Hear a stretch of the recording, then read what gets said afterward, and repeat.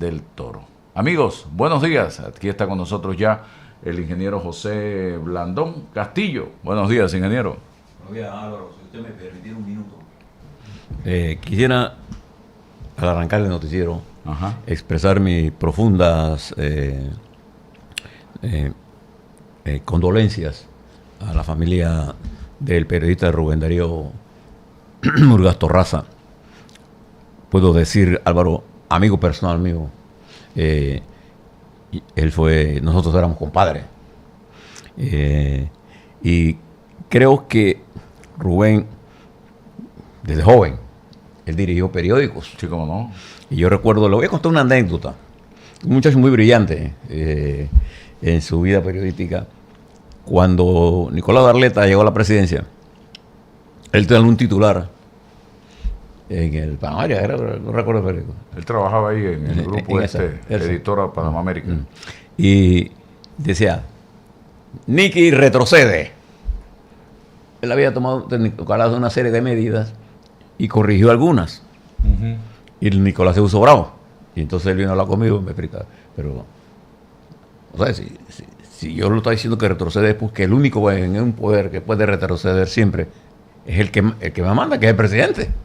Yo lo que hice fue decir, tiene la capacidad de reflexionar y darse cuenta que los carros tienen rebotes por algo. Y él era un hombre muy dado al pensamiento profundo, ¿no? Y yo quiero recordarlo a él. Como yo me enteré ayer, te llamé a ti, llamé a varios periodistas, y al final pude comprobar con su hermano la muerte de Rubén Darío, ¿verdad? Y quiero expresarle a su familia, a sus hijos, que Panamá pierde un gran talento, Álvaro. Pasa su alma. Así es, él fue director de Crítica. Sí. Más joven. Sí, también estuvo en Panamá, en la radio, en KW Continente, hacía un programa musical muy bueno, de música del recuerdo. A mi papá le encantaba. Un día a la semana, no, era todos los días en la tarde. Y también estaba con Guillermo Antonio Adames en Infoanálisis por muchos años. Así que nuestro... Y todos los Murgas eran talento. Gente talentosa, brillantes. Uno de ellos, Rolando Murgas, fue compañero de mi madre en la normal Juan de Móstenes Arosemena. Porque en aquella época... Una de las mentes más brillantes de este país. Sí, se graduó. Muchos iban a la normal. Era la primera opción que había para obtener el título de maestro y después avanzar. Jim Carrizo fue de esa época. Maestro también. Se graduó en la normal. Torrijos entró en la normal. El Torrijos. Torrijos también. Sí. Imagínese usted. Roquelina Roa. También, sí. Se graduó en la normal. Esa era, y era un... ¿Tu mamá se graduó? Mi mamá, sí. Y era un internado. Era un internado de mujeres. La normal Juan de Móstenes Arosemena. Vamos a titulares. En portada, los titulares de las noticias nacionales, internacionales y deportivas del momento.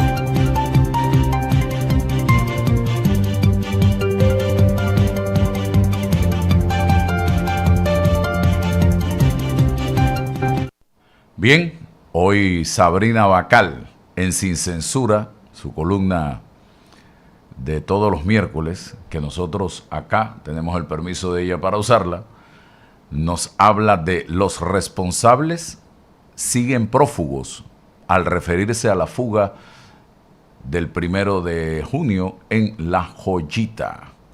Civilistas alertan, se ganó la democracia, pero las instituciones siguen fallando. Ni la democracia, ni las instituciones, ni la justicia, ni la libertad. Lo digo y lo puedo sustentar en cualquier debate con cualquiera de ellos. Nada más tengo que preguntarle a mis amigos de la Cruzada Civilista si consideran que hoy en Panamá hay una verdadera democracia si hoy en Panamá hay una verdadera justicia y si hoy en Panamá hay una verdadera y real libertad en todos los sentidos. Si me contestan, yo también tengo para responderles, porque no hay realmente ninguna de las tres cosas en nuestro país y tampoco hay excusa después de ¿cuántos años, ingeniero? Del 89 a esta parte, 99, 2009, 2019,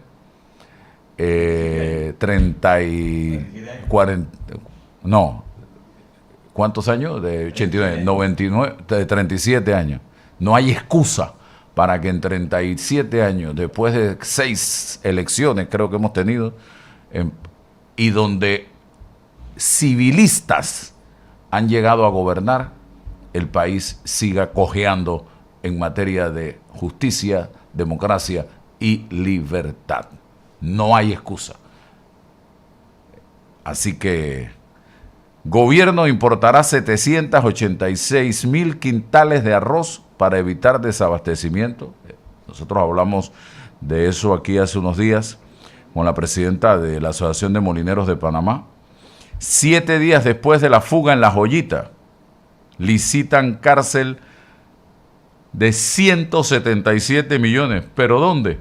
En Los Canelos de Divisa, donde está ubicado el Instituto Nacional de Agricultura, y que pone en riesgo esta zona agropecuaria y la seguridad de todos los que viven en este sector, que son muchas personas, incluyendo a los estudiantes de distintos planteles educativos que se encuentran en ese perímetro.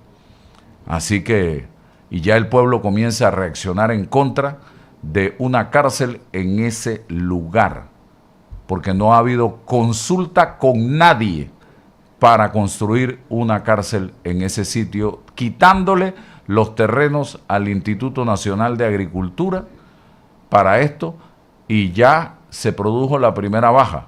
La directora del INA se opuso y la sacaron y trajeron ahora a otro director. Imagínense ustedes, ese es el Panamá que tenemos hoy día. Por eso yo pregunto, ¿hay democracia, justicia y libertad? Lo otro, y de eso vamos a hablar más adelante, ingeniero, porque usted es egresado del Instituto Nacional de Agricultura. Corte mantiene reducción de refrendo a la alcaldesa de San Miguelito que le fue impuesto por la Contraloría. Bueno, estos son algunos titulares. Ustedes saben que aquí arranca, pero no sabemos dónde termina. Esto es Noticias 180 Minutos. Vamos a ver qué nos tienen los amigos del INPA hoy en materia de el tiempo que está, que uno no sabe a qué atenerse. Salga con el paraguas, es lo único que les recomiendo. La temperatura, la presión atmosférica, el viento, la humedad relativa y las precipitaciones nos dicen cómo está el clima para hoy en Noticias 180 Minutos.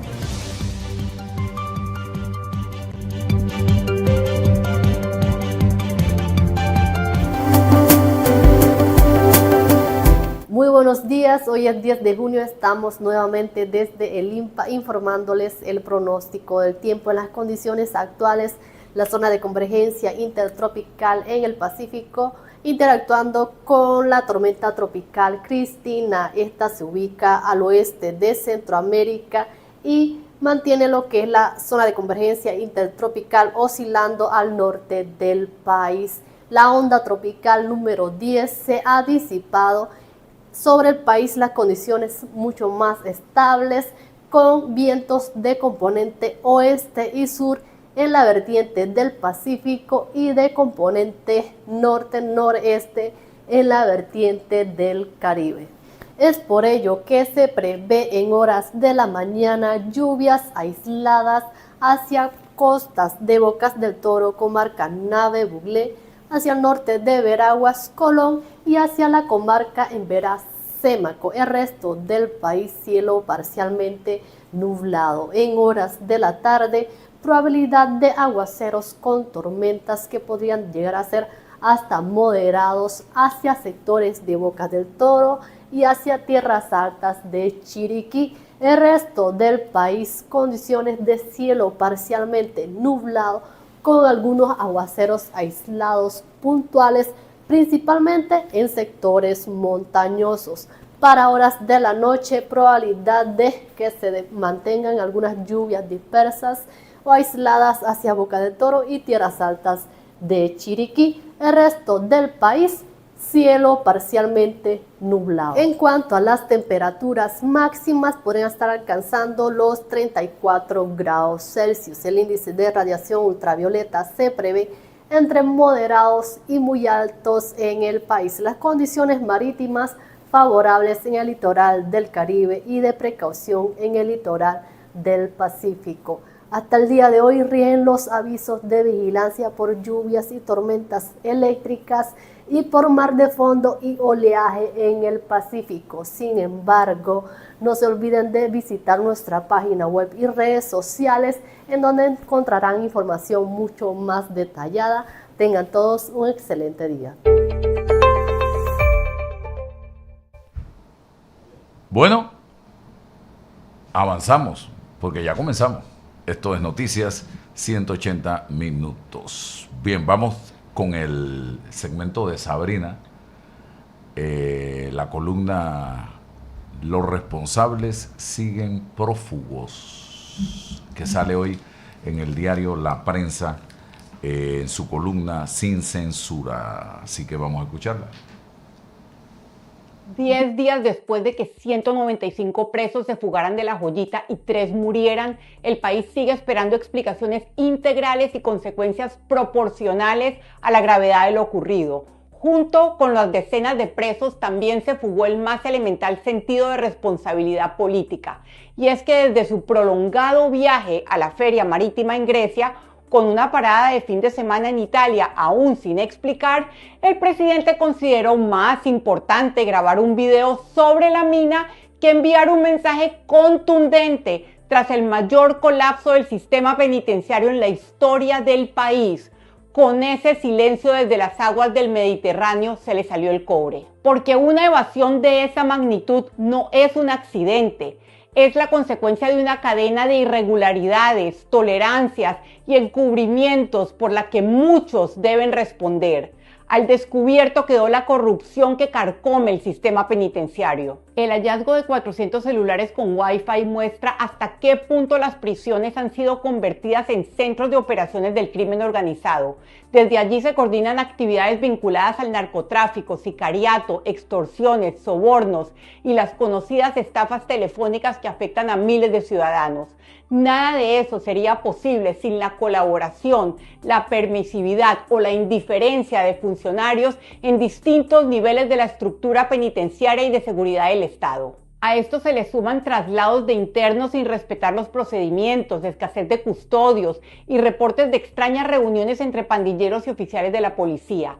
Pretenden que videos de reos semidesnudos al estilo Bukele sustituyan las respuestas que el país sigue esperando para tantas irregularidades. Un día después de la fuga del asesino Ventura Ceballos en 2020, los ministros de Seguridad y de Gobierno salieron del gabinete de Cortizo. En contraste, han transcurrido 10 días desde la fuga masiva y la muerte de 3 reos en circunstancias no aclaradas, y los ministros Franca Ábrego y Dinoshka Montalvo siguen cómodamente en sus cargos. Hace 6 años, el hoy presidente afirmaba que la fuga de un reo de alta peligrosidad solo podía explicarse por la enorme complicidad y la corrupción. Remataba su mensaje en X con un contundente "no hay excusa".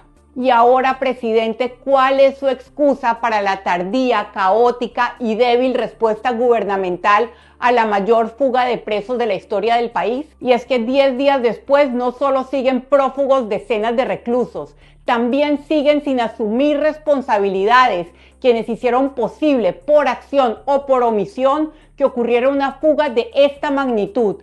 Para ellos no parece haber mano dura. Sin Censura, la periodista Sabrina Bacal,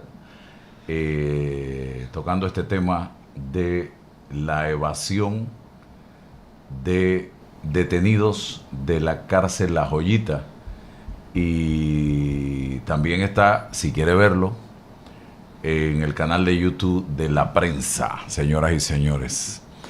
Pero yo escribía ayer porque me quedé viendo, me puse a ver la conclusión del gabinete que transmitimos aquí en nuestras redes sociales, a la expectativa de la posibilidad que se diese un pronunciamiento de alto nivel sobre este tema, ahora que regresó el presidente de su paseo, de su visita a Grecia, corrijo, y a Italia, a abanderar 4 naves, 4 embarcaciones, que eso se hubiese podido hacer por Zoom y no sale más barato. O hubiese mandado a la secretaria de la Autoridad Marítima de Panamá. Eso lo realizan los cónsules. Un cónsul, ya. Eso, yo fui cónsul en Nueva York. Y sale más barato. No, es que eso es lo que... el que firma es el cónsul. Ya. No firma nada de ningún ejecutivo de ningún lado. Ajá. El único presidente que había en Grecia. Imagínense el gran evento que nada más había un presidente y el de Grecia. Que tenía que estar ahí porque es el presidente de Grecia. Pero yo escribí ayer, después del gabinete, y con una frustración muy grande. ¿Qué se esconde detrás del silencio? Hay silencios que hablan más que 1000 palabras. Eso lo escuchamos a diario. Y el silencio del presidente José Raúl Mulino, exministro de Seguridad de este país, y del ministro de Inseguridad, porque hoy no hay seguridad en Panamá. Hoy no hay seguridad en Panamá. Por eso yo me refiero a Fran Ábrego como el ministro de Inseguridad. Tras la fuga de casi 200 detenidos de La Joyita ocurrida el pasado lunes 1 de junio, es uno de esos silencios que hablan más de 1000 palabras. El país esperaba respuestas. Era lo mínimo que merecía el panameño, y ayer, al concluir el Consejo de Gabinete, la oportunidad era perfecta. Un pronunciamiento oficial, una explicación, una rendición de cuentas, pero no. Nada, absolutamente nada. Silencio absoluto, como si 200 presos no se hubieran evaporado el lunes pasado de una cárcel del Estado panameño, como si nada hubiera ocurrido, porque eso es lo que uno puede interpretar del silencio del presidente Mulino frente a este tema. Ni un solo tuit desde el lunes pasado hasta el día de hoy. Sin embargo, usted ve la cuenta de tuit del presidente hablando de Venezuela, hablando de Irak, hablando de Irán, hablando de todo. Pero de esto, nada. Entonces, ¿qué se esconde detrás de este mutismo? ¿Conflictos internos entre miembros de su propio gobierno? Por ahí anda la bola de que el serrucho, no, ya no es serrucho, ahora es sierra eléctrica, ¿no? Motosierra que hay a lo interno del gobierno. ¡Wow! Y motosierras que son con batería, ni siquiera hay que conectarla ya a la corriente. Es negligencia institucional que no se quiere admitir. Es incompetencia que prefieren enterrar. Es corrupción dentro de las cárceles, como hemos escuchado aquí a varios detenidos hablar de maletinazos y drones y camiones que llegan a las cárceles y detenidos que salen de las cárceles con el visto bueno de comisionados que están bajo el control de las prisiones. ¿O hay algo más grave que aún no conocemos, señoras y señores? ¿O es que están preparando la historia para contarnos las mañanas jueves? También puede ser. Y no han terminado de redactarla. El sistema penitenciario panameño lleva años, y los propios tuits de José Raúl Mulino, el ciudadano, cuando opinaba de todo, lo dicen, allí estaba, él lo decía Sabrina, cuando Ventura Ceballos y todo lo demás. El sistema penitenciario panameño lleva años dando señales de colapso, y eso es un secreto a voces, todos lo sabemos. Este gobierno tiene que aprovechar esta crisis para hacer una reforma integral al sistema. Lo ocurrido en La Joyita no es un incidente menor, señor presidente y señor Fran Ábrego. Es una fractura en la seguridad del Estado que afecta directamente a todos los ciudadanos panameños. Porque incluso todavía hay 21 prófugos de la justicia, de la cárcel, que incluso son homicidas que andan por ahí por las calles de este país. La pregunta que se hace el panameño de a pie es legítima y es urgente. Si los detenidos, ingeniero, no están seguros dentro de una cárcel, ¿cómo vamos a sentirnos seguros nosotros en las calles? ¿Qué garantía nos da este gobierno y el ministro de Seguridad, Fran Ábrego, de que el Estado cumple su función básica de proteger a sus ciudadanos? El pueblo exige una explicación. No mañana jueves, señor presidente. Ya. Hace rato la estamos esperando. Y decisiones de parte suya. Mañana me imagino que será el crimen organizado, las pandillas, no sé.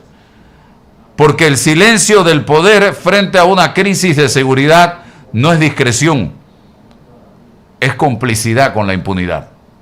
Algo está pasando aquí que el ministro de Seguridad está totalmente invisible, desaparecido. Y el presidente de la República de la mano del ministro de Seguridad, acompañándolo en este proceso de invisibilidad. ¿Qué vamos a hacer? Y ahora nos anuncian una cárcel en provincias centrales, en un sector poblado por mucha gente del interior,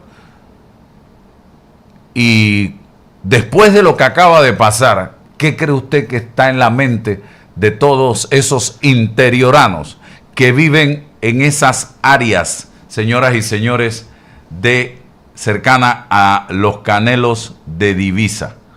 Porque hay alarma en Azuero y provincias centrales, y estoy uniendo estos dos temas para darle la palabra al ingeniero Blandón, porque comunidades cercanas a los Canelos de Divisa, los Canelos es Veraguas, Divisa es Herrera, ¿cierto, ingeniero?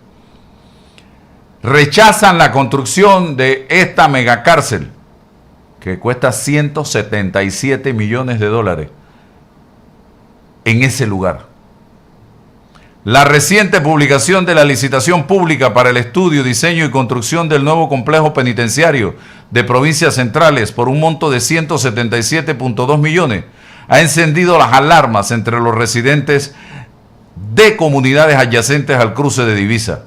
El proyecto impulsado por el Ministerio de Gobierno contempla edificarse en un corregimiento de Los Canelos en el distrito de Santa María.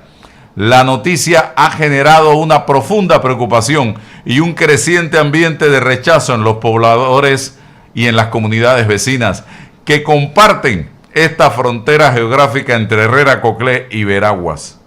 Residentes de diversas localidades cercanas han manifestado que se enteraron de la magnitud de la obra tras la divulgación ayer que hicimos nosotros de los pliegos de cargo de la licitación.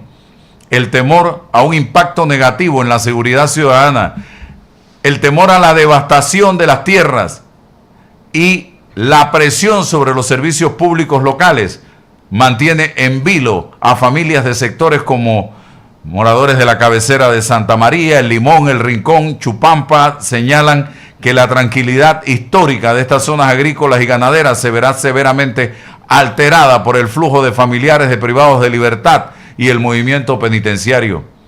Los habitantes del área del Roble temen que la cercanía del complejo carcelario atraiga focos de delincuencia organizada y afecte el desarrollo comercial que conecta con la vía panamericana.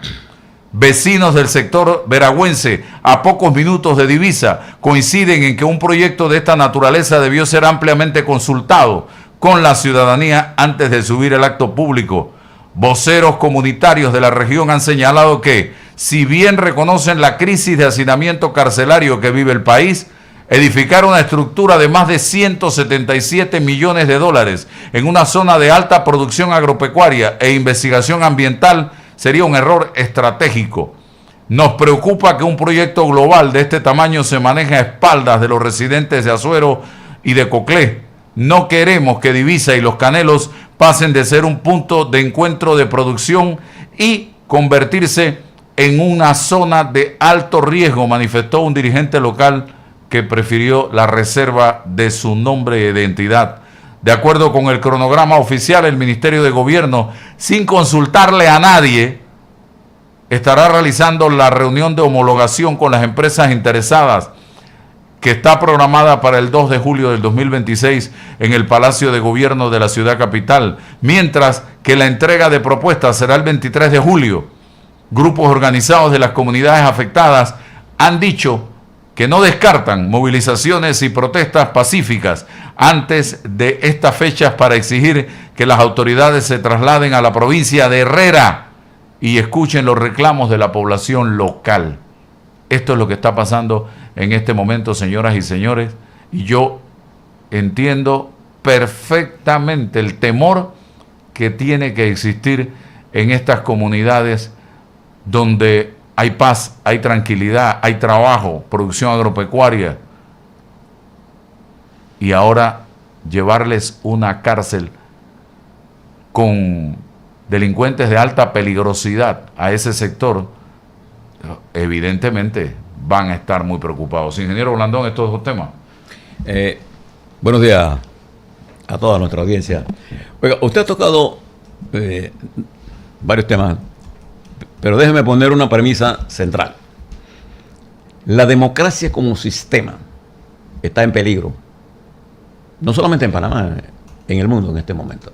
Ha habido un retroceso de la democracia. Si usted estudia lo que está pasando, por ejemplo, en los Estados Unidos, lo que está pasando en Bolivia, lo que está pasando en Chile, lo que está pasando en Colombia, el desastre económico de lo que está ocurriendo en Cuba, por ejemplo, lo que está pasando en Europa, hay un retroceso de la democracia. Lo que está pasando en África, lo que está pasando en Asia, en fin. Fíjese que el gobierno japonés acaba de destinar 19,000 millones de dólares para ver el problema de la crisis del combustible. Y entonces uno se pregunta, en Panamá, nosotros estamos destinando 177 millones de dólares para construir una cárcel que nadie nos ha explicado qué tipo de cárcel es. Yo no sé si usted sabe qué tipo de delincuentes quieren meter allí o quiénes son los que van a manejar eso. Lo que sí sabemos, un convento no va a ser. Lo que sí sabemos, no solamente en Panamá, sino en América Latina, es que las cárceles se han convertido en el centro de operaciones del crimen organizado. Usted recuerda la crisis que se dio por la protección que tenían en las cárceles en Venezuela, ¿te recuerda? El tren de Aragua surge de el control que tenían ellos de las cárceles, operaban desde la cárcel, comían, lo mismo que ustedes le han relatado aquí. Esto lo podemos relatar en Ecuador, en Colombia, en Venezuela. En Ecuador incendiaron una cárcel. ¿Sí? Entonces, el modelo de la democracia débil lo queremos reproducir en Panamá, en la construcción de una cárcel donde, bien, a alguien se le ocurrió que disponían de terrenos gratuitos en divisa. Entonces, es igualito que la ocurrencia de la ministra del Mides cuando tuvo el problema en el se cae en Tocumen. ¿En quién pensó? En el María Auxiliadora en Chitré para llevar a esos pobres muchachos y sacar a las chicas que tenían años de estar allí. Entonces, como el pueblo se opuso, fuimos víctimas de acusaciones de inhumanos, de que los chitreanos éramos. Pensaron única y exclusivamente en ese lugar, en un país que tiene más de 79,000 kilómetros cuadrados. Y entonces, fíjate, esta cárcel, ¿dónde la queremos hacer? La queremos hacer en un terreno cuya clase de suelo, y hay que darle una explicación a la gente, los suelos se dividen en 1, 2, 3, 4, 5, 6, 7, dependiendo de su calidad. Estos terrenos, donde están estos, donde se pretende construir esta cárcel, son terrenos de suelo número 2. Y yo recuerdo cuando nosotros hicimos Bayano, a mí me tocó junto con Ascanio, y ahí está Leonardo Paredes, que nosotros inundamos en Bayano una gran cantidad de suelo número 2. Está bajo el agua. ¿Qué es el suelo número 2? Son los mejores suelos de este país, que Panamá no tiene muchos suelos 2. Y este suelo en particular, esta área en particular, está sometida a inundaciones permanentes por el río Cañazas y el río Santa María. El río Cañazas es tributario del río Santa María, y cuando se inunda y crece Santa María, toda esa agua se inunda. Entonces, la primera cosa que hay que hacer es un sistema de drenaje importante. Entonces yo me pregunto, ¿qué tipo de cárcel quieren hacer allí? En un área donde está el desarrollo urbano en progreso, y donde en los próximos 30 años será un área poblada. ¿Qué tipo de cárcel quieren meter allí? Porque allá en este momento hay 9 centros escolares primarios y clase media, y hay 2 centros de bachillerato como el Instituto de Agricultura, Artes Mecánicas y Artes Mecánicas, que forman obreros especializados. Pero además es un área en la que confluyen 3 provincias: Coclé, Herrera y Veraguas, que es el codueño de las tierras. Entonces, ¿qué estudio han hecho sobre esto?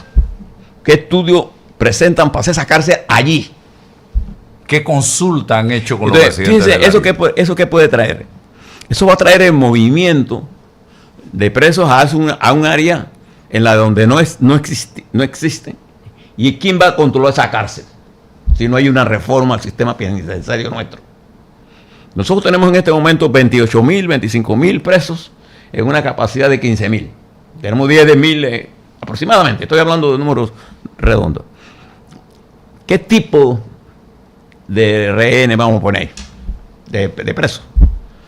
¿Qué tipo de cárcel será esa? ¿Cuál es el objetivo estratégico de poner una cárcel en un área agrícola? Porque esa es un área agrícola. No solamente por Divisa. Divisa no está ahí por gusto. Divisa está ahí por el centro que ella ocupa entre provincias de Herrera, Los Santos, Coclé, Veraguas, Chiriquí, Panamá, que son los que convergen allí, y donde hay un complejo agrícola de tierras que nos permite a los estudiantes ser partícipes. Hay un matadero, un par de metros adelante. Hay de todo ahí. De todo. Entonces, uno se pregunta, ¿no hay tierras en otro lado para poder hacer esto? ¿O cuál es la política penitenciaria que los lleva a ellos a hacer esa cárcel allí? ¿Usted la sabe? No. ¿Alguien le ha explicado? ¿Hay política penitenciaria en Panamá? Vamos a suponer que hay. Vamos a suponer que sabe. Pero ¿cuál es la intención de hacerlo allí? Porque dispone de tierra, pero hay tierra en otro lado. Entonces, ¿cuál es la intención de hacerlo? Resolver el problema del hacinamiento de las cárceles. Bueno, eso no se resuelve así nada más. Se resuelve con una política de prevención. Nosotros tenemos mucha gente, de estos 25,000 personas en las cárceles, la mitad, casi 40%, está ahí sin procesos. Entonces pongamos a trabajar la justicia y resolveríamos una gran cantidad de presos. Entonces hay gente que debía estar presa y no está presa. Claro. Entonces, uno se pregunta, este tipo de decisiones en el marco de grandes decisiones que tiene que tomar la República de Panamá, nosotros los panameños, tenemos que resolver un problema que está pasando ahora mismo. Yo no sé si ustedes se han dado cuenta, amanecieron hoy, que la guerra de Irán se reactivó. Se ha reactivado con bombardeos De Estados y con Unidos. amenazas. Y Irán mantiene una posición clara de que va a seguir. ¿Así? Y que esto va a tener un efecto en el mundo de contracción. Yo no sé si ustedes vieron los números ayer. Los bonos norteamericanos subieron de valor. Y cuando sube de valor, ¿qué quiere decir? La deuda de los Estados Unidos aumenta. Punto. El oro cayó. Quiere decir que como refugio está surgiendo otra cosa. Entonces, si usted mira eso, nosotros vamos a tener un año difícil. Entonces yo me pregunto, ¿cuál prioridad tiene el gobierno en este momento de destinar 175 millones de dólares? 77 millones de dólares para construir una cárcel en el marco del problema que tenemos de inversiones en el sector de educación, en el sector de la salud, no sé, y de atraer inversiones? No, y ¿qué estamos haciendo, ingeniero Blandón, para frenar, para represar la producción de delincuencia en Panamá? Porque lo que estamos construyendo, más cárceles, dentro de un par de años, más cárceles, y seguiremos construyendo más cárceles, pero ¿qué estamos haciendo para evitar que niños, adolescentes y jóvenes ingresen a ese mundo de la delincuencia, a la pandilla, a la banda? ¿Qué estamos haciendo?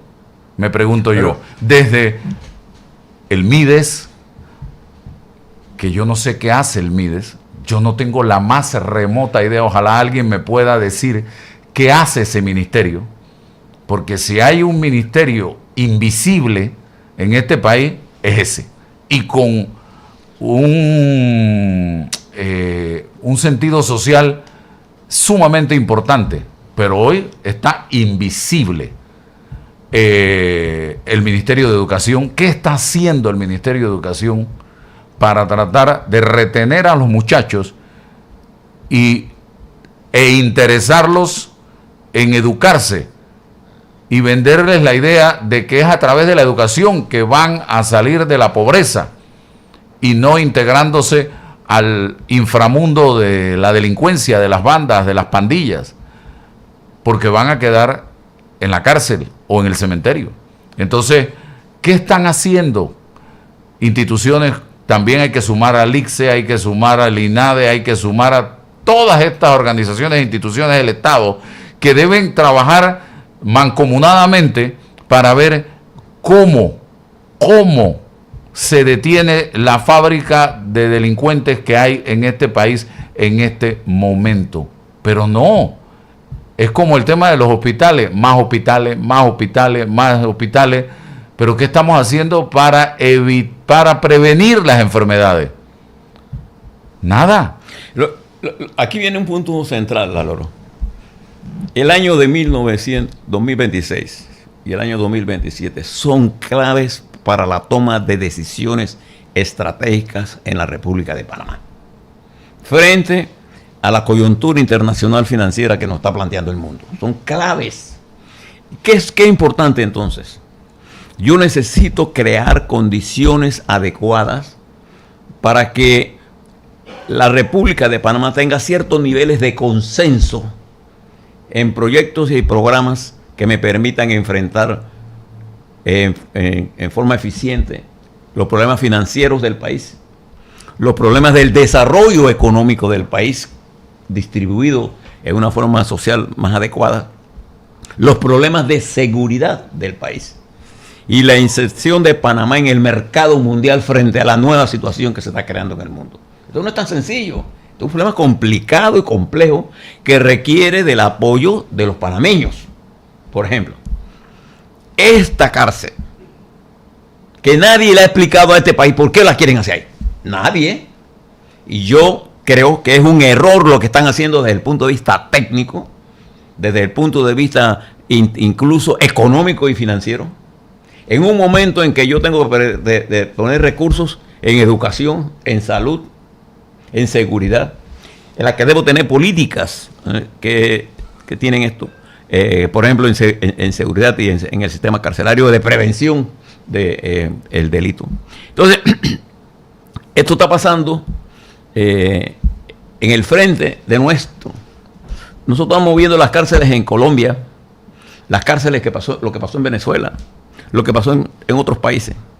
Estamos viendo y queremos ideologizar la conducta política de nuestros dirigentes. Yo soy de derecha, yo soy pro empresa, usted lo que tiene que ser es pro Panamá. Sea de derecha, sea de izquierda, usted tiene que ser. Yo conozco mucha gente de derecha que tiene mucho mejor concepto del desarrollo nacional que gente de izquierda. Porque no se trata de problemas, el problema es de cómo vamos a hacer eficiente la democracia y la economía. Esa eficiencia requiere de conocer el talento empresarial, pero igual conocer el talento laboral. Igual tengo que ver cómo voy a hacer el empleo juvenil, cómo lo voy a insertar en el mercado. Y estas no son cosas sencillas, son fáciles de decir. Yo necesito tener mayores ingresos. Ayer conversaba con una persona, me reservo el nombre, y me decía, ¿tú has visto en realidad, no en el papel, porque el papel aguanta todo, un crecimiento real en el sector construcción en este país? No.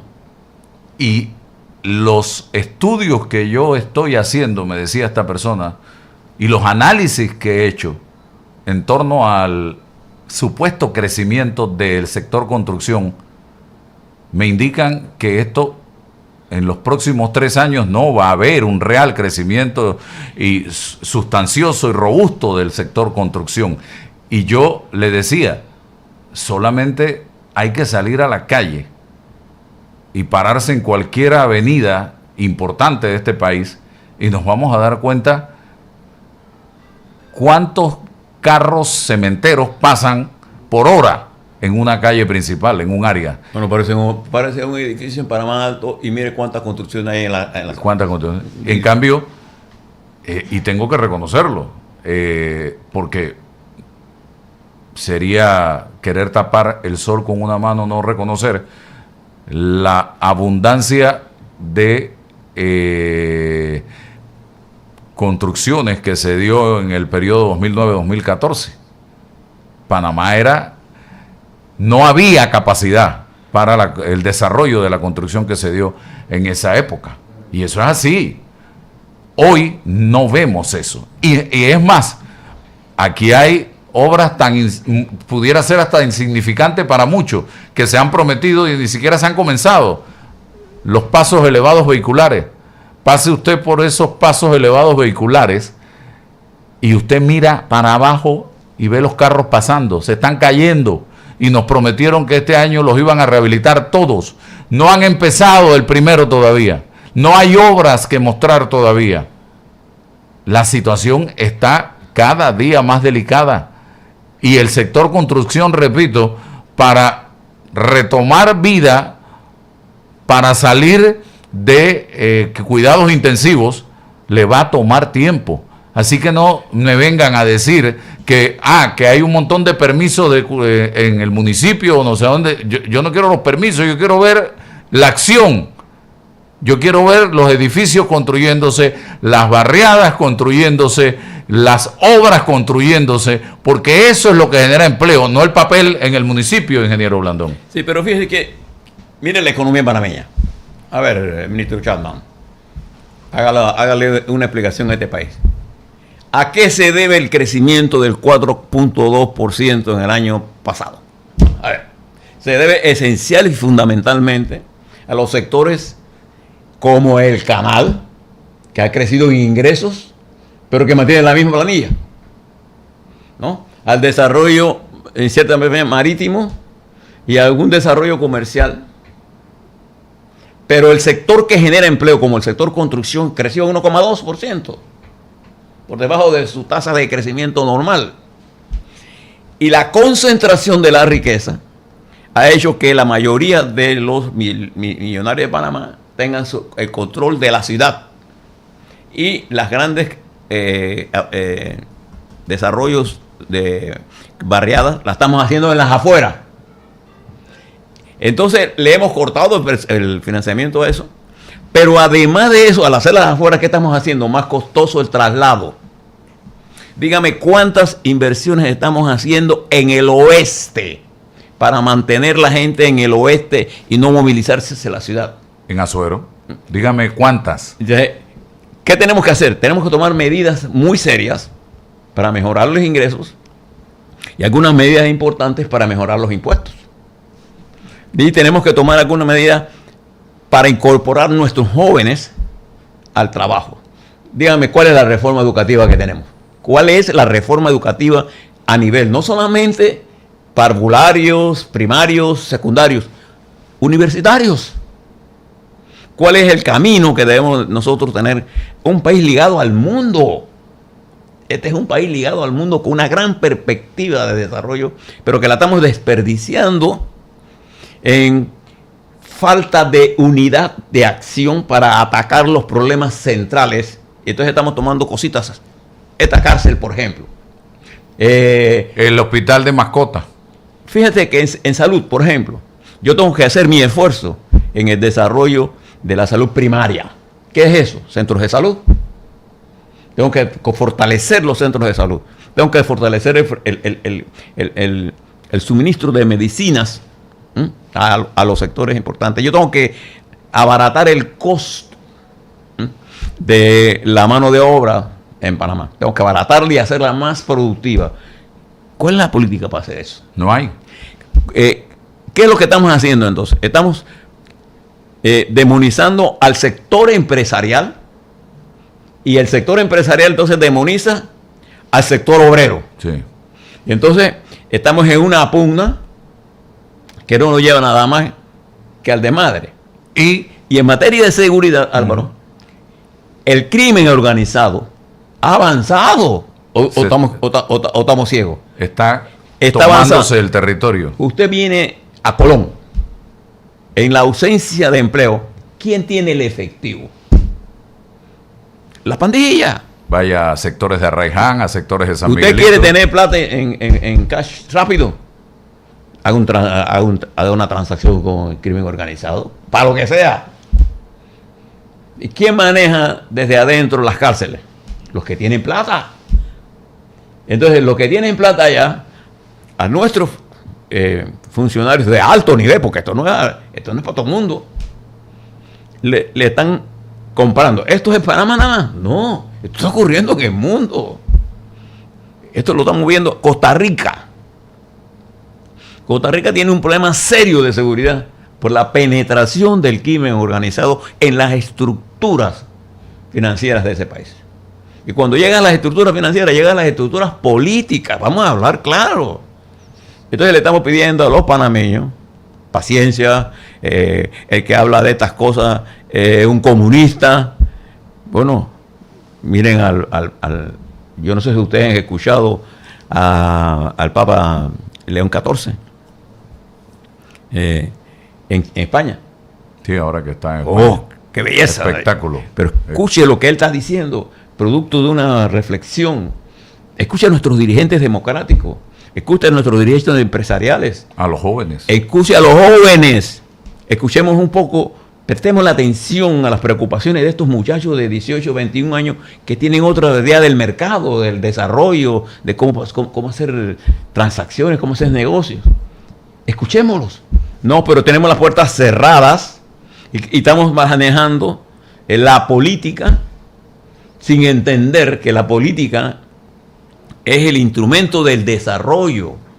Pero para eso necesito ciertos niveles de consenso con gente que piensen o no igual que yo. Y ya hay lo más peligroso de todo esto es que hay gente dentro del equipo de gobierno pensando en ser candidatos en el 2029 sin siquiera haber resuelto medio problema en este país. Ya están soñando con ser candidatos. Hay varios candidatos en el gabinete del presidente Mulino. Y que en se este creen momento. fijos, se creen fijos.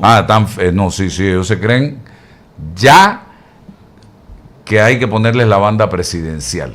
Y ni siquiera tienen partido. Comencemos por ahí. José Calderón está con